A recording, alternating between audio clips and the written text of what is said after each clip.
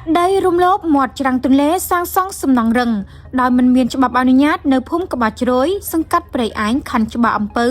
អាជ្ញាធរខណ្ឌអសមត្ថភាពក្នុងការទប់ស្កាត់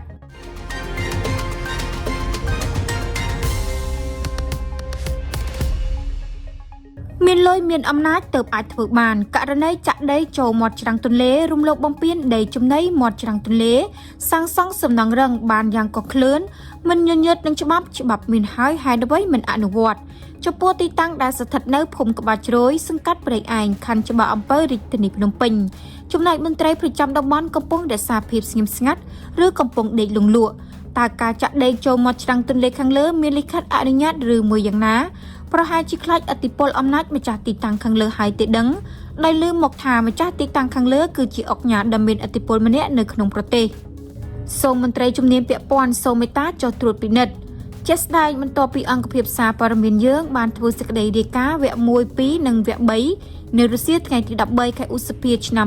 2026នេះក្រុមការងារសារព័ត៌មានយើងបានចុះទៅដល់ទីតាំងជាថ្មីម្ដងទៀត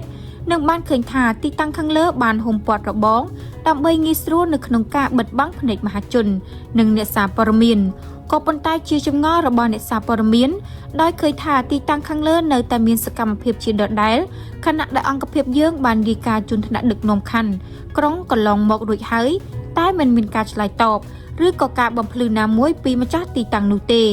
នេះបញ្ជាក់ថាអាជ្ញាធរក្នុងមូលដ្ឋានខណ្ឌច្បារអំពៅ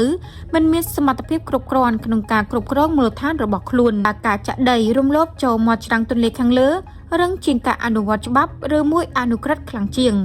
យោងតាមច្បាប់ស្តីពីសំណង់មាត្រា26សាងសង់ដោយពុំមានលិខិតអនុញ្ញាតសាងសង់ពីអាជ្ញាធរមានសមត្ថកិច្ចមាត្រា38សាងសង់ដោយពុំមានលិខិតអនុញ្ញាតបើការដ្ឋានសាងសង់ពីអាជ្ញាធរមានសមត្ថកិច្ចយោងអនុក្រឹត្យលេខ98អនគរបកចុះថ្ងៃទី24ខែកក្កដាឆ្នាំ2025ស្តីពីការគ្រប់គ្រងអាងទន្លេមាត្រា8ដែលបានសាងសង់រំលោភលើដីចំណីមាត់ច្រាំងទន្លេយោងអនុក្រឹត្យលេខ224អនគរបកចុះថ្ងៃទី30ខែធ្នូឆ្នាំ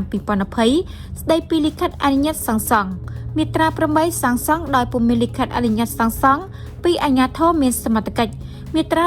37សាងសង់ដោយពុំមានលិខិតអនុញ្ញាតបើការដ្ឋានសាងសង់ពីអាជ្ញាធរមានសមត្ថកិច្ច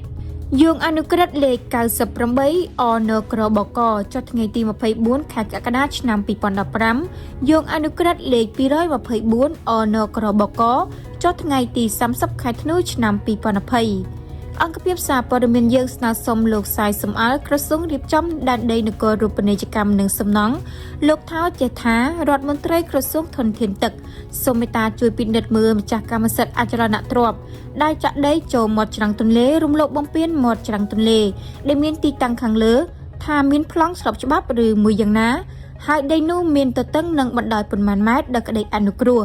អង្គភាពសារព័ត៌មានយើងស្នើសុំនឹងសូមធ្វើសេចក្តីរាយការណ៍ជូនឯកឧត្តមខុងស្រេងអភិបាលនៃគណៈអភិបាលរាជធានីភ្នំពេញ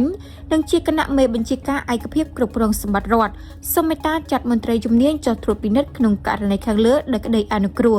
អង្គភាពសារព័ត៌មានយើងគ្រាន់តែជាកញ្ចក់ឆ្លុះបញ្ចាំងរីគុណក្នុងន័យស្ថាបនា